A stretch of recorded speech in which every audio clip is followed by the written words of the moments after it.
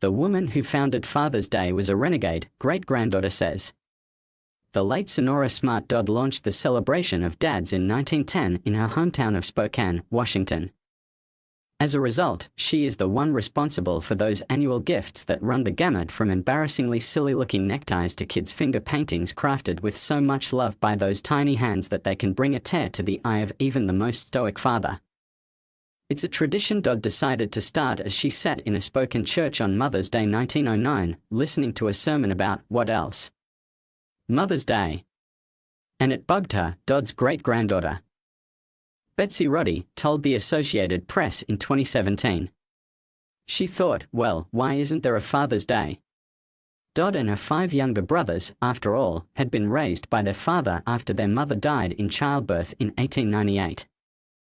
William Jackson Smart became a farmer after fighting in the Civil War. He not only held down both parental roles but did it with leadership and love, his daughter always said. And she believed he ought to get some credit. So she worked tirelessly with the local clergy and got the YWCA on board, and they had their first Father's Day in Spokane in 1910. Said Roddy, displaying a copy of the River Press of Fort Benton, Montana, which reported on the event. Although that story predicted the celebration would go nationwide by the next year.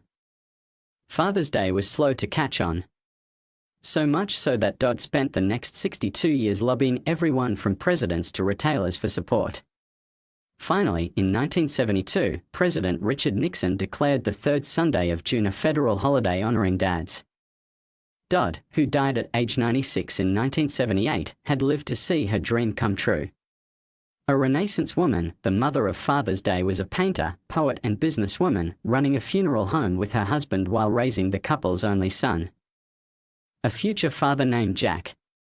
I take a great deal of pride in that renegade spirit that she clearly had, said Roddy, marketing director for a large Los Angeles company.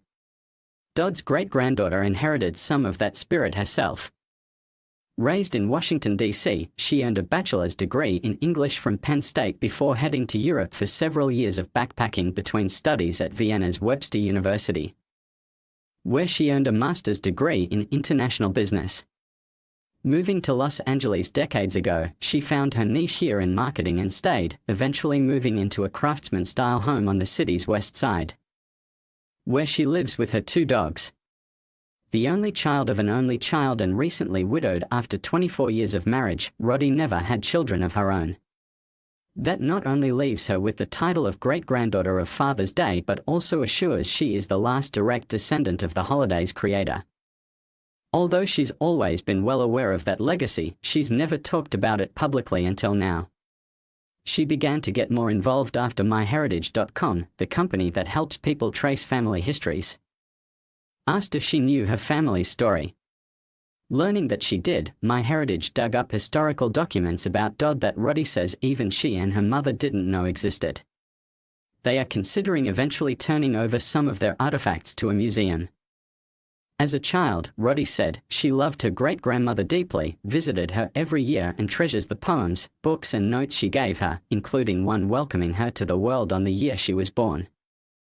She still keeps it, in pristine condition, in a small box in her home.